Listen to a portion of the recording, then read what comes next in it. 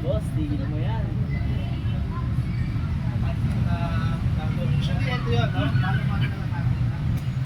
Anong brand mo?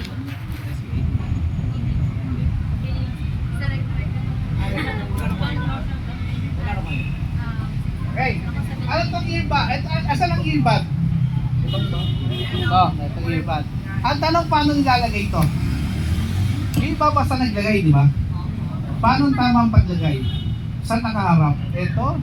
Bakit siya nagaganon? O bakit siya natutwist? Diba? Ano bang tama?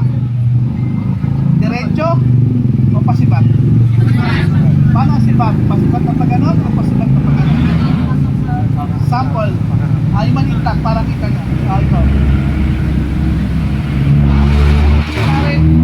Kunyari siya yung gagamit. Paano siya nalagay? Ito yung buds. Ganon? O pa ganyan? Ganon. Bakit pa ganon?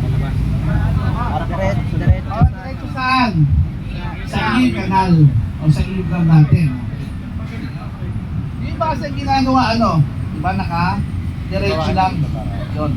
Thank you sir. Yung iba ganun lang. Dapat gagawin mo. Kasi dun sa sa gagamit. Dapat depende sa gagamit ha. Hindi ko magsisit kasi siya yung gagamit. Diba? Nakagano siya. Okay? Pangalawa, anong tawag dito? Oh, sir. Ear tubing. No, ito. Okay. Ang tanong, saan gamit itong dalawa na to, itong bell? May dalawa tayong bell. Saan ginagamit to? Diba may dalawa? Merong maliit at merong malaki. At iniikot to. Iniikot yan. Iniikot nyo ba pag ginagamit? Hindi. Okay, paano ginagawa? Iikot nyo muna kapag mag-check tayo. Usually, pag nag-BBP, ito yung ginagamit natin. Ang tawag natin sa diaphragm na to. Pinakakala. Ha? Chest piece, saka itong bell. O, saan itong chest piece natin? Para matesting nyo kung gumagana, malakas. Pag malakas, ibig sabihin tama. Ang ginagamit mo is etong sa chest. Saan kadalasan ginagamit ang chest? Kaya ka chest, di ba? Ibig sabihin kapag nag-check ka ng anong puso? Hindi. Nag-check tayo ng lungs. Sa plema, kung may plema yung baga, no? Kung nahirapan siyang huminga. O kung yung hinga niya, merong may crack siya o merong plema ito. Kaya pag nag-check tayo, dapat paano? Ganon. Pasigsag. Kung tine-check mo, lagi mo i-compare yung yung kabila sa kabila. Bakit ilan ba ang baga natin? Dalawa. Dapat parehasang tunog. Pag magkaiba ang tunog, ibig sabihin may problema. No? Paano sir, pag wala akong marinig, pag humihinga siya, ibig sabihin, clear yung baga niya. Pero pag pinarinig ka, siyempre may halak o may plema. No, tine-check din saan? Sa likod. Kailangan gagawin ninyo ha. Pagkala naman, anong tine-check na ito? Ito naman, itong small bell o yung bell natin. O tine-check natin yung tibok ng puso.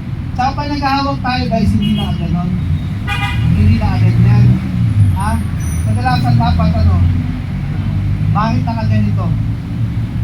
Pero po, di ba, meron nakakarinig natin. Sa? Nakakarinig. Saan po? Yung mic mo, sir. Para... Question Para lang. magandang hapon po. Yes po. Question ko lang po. Since yung dalawa nga po, may pwedeng both makakarinig. So, pag ganyan po yung hawak, so parang maririnig yung buong paligid. Hindi ko marinig kasi nga, alam mo kung bakit, kaya nga tayo meron iniikot siya. Yun yung purpose natin iniikot, para yung butas mapunta dito sa, para dito pumunta sa chest. So, hindi po siya pang-lock talaga. Hindi siya panlock. Depende kung saan mo siya gagamitin. No? Diba? Ulitin ko malakas. Ito naman, ulitin ko. Malakas. Mahina. Ito, mahina rin. Ulitin ko. Ito. Mahina to. Ang malakas ito na. Yun yung purpose nun. Siya iniikot. Ha? Hindi siya yung panlock saan. Panlock yung hawak na ito. Hindi. Kung gagamitin mo yung pan-chest, yun yung dapat.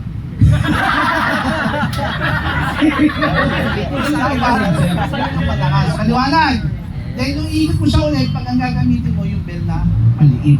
Tsaka ang hawak pag gano'n, ha? Ang tanong sir, para saan yung bell na maliit? Yun nga sa bell para sa puso natin. Puso, pwede rin yung sa mga pregnant, no? Sa mga Sa mga buntis. buntis, no? No, makikita mo ganyan ang hawak. Ha, wala nga hawak na nakaganon, ha? Yung nawakan nyo ganon, ha? Yun ang didiri. Di ba nakita mga doktor laging 2 fingers lang, ha? Okay, nakaganon, hindi dito, ha? Tsaka pag nagtitest tayo, dapat laging kukumpare mo yun sa kabila. Hindi yung ginanong mo, ano pinakilinga mo yung kapag ito, yung hinga niya. Tsaka papahirap ang gagawin mo, inhale, exhale. Inhale, exhale. Yes po. Ang tanong. Ano, sige Mike, bigyan mo siya Mike, may tanong si Sai. Para makakaroon na idea yung iba. O sige, Hindi sir, meron kasi itinuro sa amin yung yung ano, sige. yung nurse namin dun sa may ay, doktor na. Yung sa likod part camera. Ah. Para. Sige, ito tayo rito. Yan, para. Paano yung flex ulit, bro? Sige, hindi. Ituro mo. Ituro mo. Sa likod. Paano yung sa likod? Ganyan. Yan. O, tapos. Usually dito, tinitignan natin sa likod yung hininga niya. Diba? Dito kasi mas madaling, usually kasi mas madaling marinig sa likod. Kasi ang baga natin, mas malapit sa likod kaysa dito. Kasi sa harap kasi, naka-rib cage. Mas malalim yung rib cage. Kaya kadalasan mapapansin nyo yung doktor, dito natin sinicheck sa likod yung kung may plema ba. Diba? Kung may plema. May plema ka ba yung malalim? O. Yeah. Usually ang doktor, paano? Laging pinukumpare yung baga. Laging bago. Okay? Diba yung sinasabi ko, pag dalawa, kukumpare mo lagi yung isa. Diba yung mata? Pag isang mata niya, kukumpare mo sa isang mata. Yung kamay niya, kung pantay ba parehas. Yung paa niya, pantay ba parehas. Yung butas ba ng ilong niya, parehas. Yung tenga niya ba, parehas ba na ano. Kasi ito mo ma-identify na may problema unless inborn. Okay?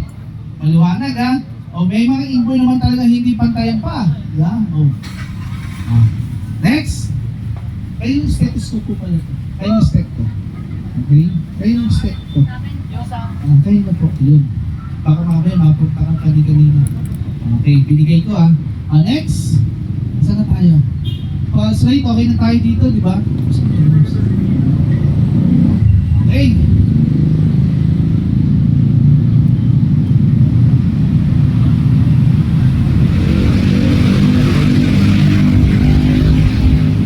Ito yung ano natin, no? Blood pressure, pag normal, systolic na 120/80, elevated 129 to 80. High blood pressure, no? Pag high blood siya, no? Stage 1. Ganyan, may stage 1, stage 2 pa. No, 130/139/82 or 89. No, stage 2, 140 to 180, 290/120. Pag nakita nyo 140/120, high blood na yan, no? Or 130/90, no? Medyo high blood na, no? Then, pag hypertensive, yan, 180/120. No, pag lumagpas pa dyan, consult your doctor immediately. Actually yan, pag 180/120, consult your doctor. No?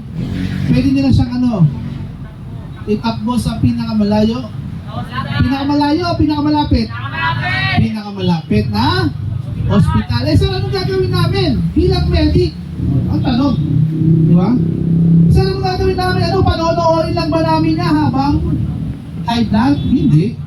No? Dapat sabi natin, on transport, anong ginagawa natin? Pinapakain din na ako. Sinusubuan ko. Baka mamaya, mamis ka niya, sumama sa'yo yan. Okay, ano gagawin natin pag mataas ang BP ng patient natin? While on transit. Care on transit, ano gagawin niya?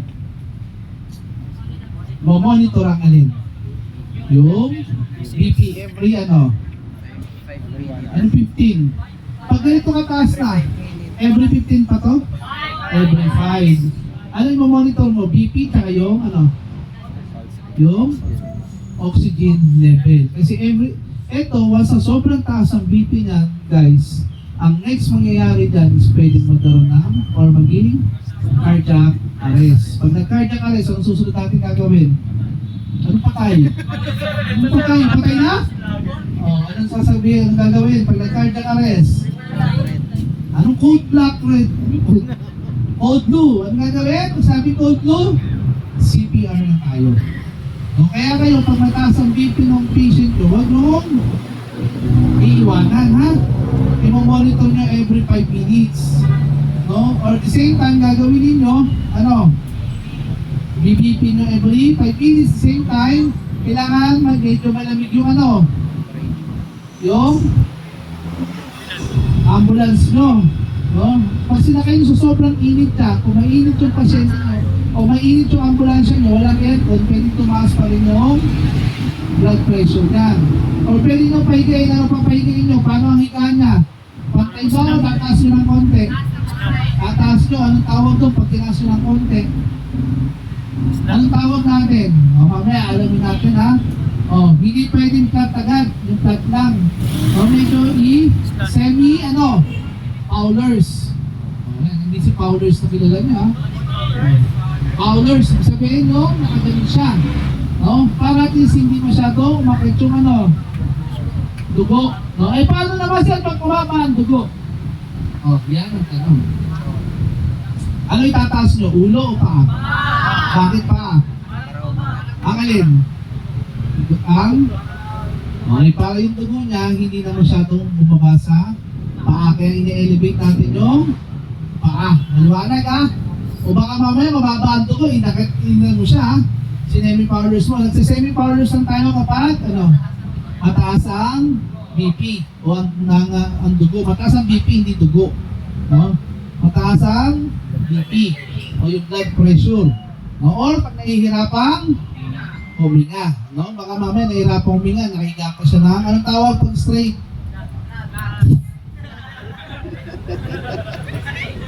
Anong tawag? Pag nakahiga, anong flat? Mamaya sige. Alamin natin, sa medical term, sa medic guys, may kanya-kanya tayong tawag sa posisyon. No? Iba yung, depende kung paano position mo siya hiniga, may tawag tayo doon. May semi-Fowlers, may full Fowlers, merong pendulars, merong ano yung mga Anthony Fowlers. Alamin natin mamaya. Okay, sige. Maliwanag ha? Maliwanag po, may tanong sa BP? Next. Kaya yun sa babae, iba po ang BP ng babae, iba rin po ang BP ng lalaki. Hindi po pare-parehas ha. Depende rin sa edad. No? Kaya dapat may reference kayo. Yun magiging reference nyo kung ano ba ang BP niya. Okay, next. Yan, yung lalaki. Yan. Tsaka hindi, babae ng lalaki to. Yung kayo na babae, ito yung babae. Yan, ito yung lalaki. Yan, okay? Yung bata, wala akong bata. Okay. Okay, Okay na? Napicturean nyo na? Okay na po? Okay, what can affect my blood pressure? Ano daw yung mga nakaka-affect sa blood pressure natin? No? Number 1 yung caffeine or beverage containing alcohol, yung mga umiinom. Siyempre, pag nalaso mo lang ng kape, siyempre, iba rin yun. Certain medication, weight loss or weight gain, cold temperature, exercise, o isipin nyo yung full bladder. Di ba, minsan sabi natin, ma'am, sige, share muna kayo, umihi muna kayo. Baka bumaba yung BP. Kaya nga natin pinapainom na maraming tubig. Diba? Pag nag-standby medic, painumin ng tubig para mag-cool down yung katawan niya sa loob. The amount of salt in your diet, yung mahihilig sa maalat. Yan, yung mahilig sa tuyo. No? Yung tuyo. No? Okay, tuyo na sasaw-saw sa suka. Ayan. May itlog na maalat. No? Tuyo na, may itlog na maalat pa na may kamatis. No? Tapos may kape pa. Nagugutom ako, di ba? May sinangag pa, maputa. Parang mga surato o magka-high blood ka.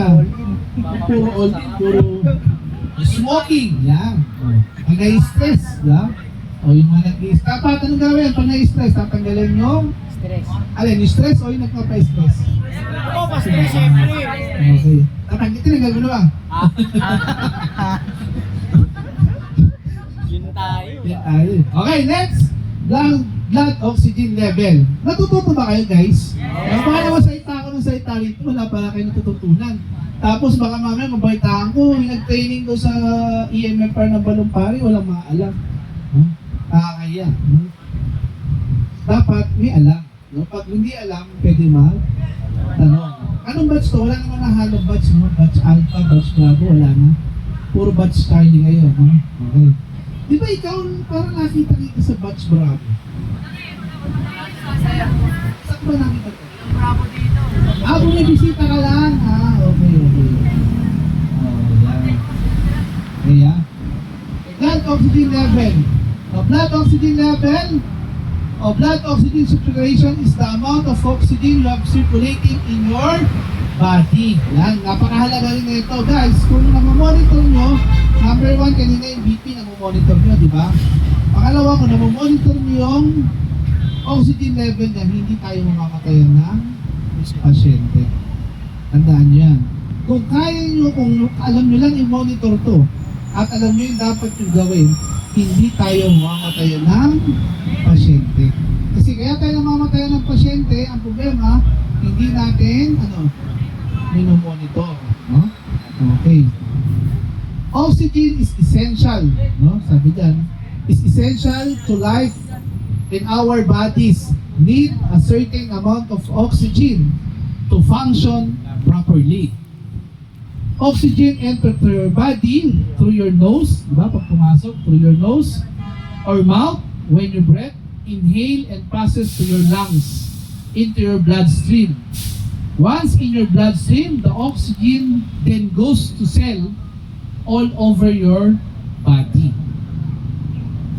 All of your cells need oxygen to create energy efficiently, and your body needs energy to fulfill of its processes such as digestion and even thinking. Subukan nyo nasa confined space kayo. Mga safety officer, hello. Alam ko may mga safety officer daw dito, sabi nito. Sino kaya yun? Alam ko may nakatayo dito safety officer. No? No? Di ba pag nasa confined space, madali ba, isip? Mga safety officer. Sa tingin,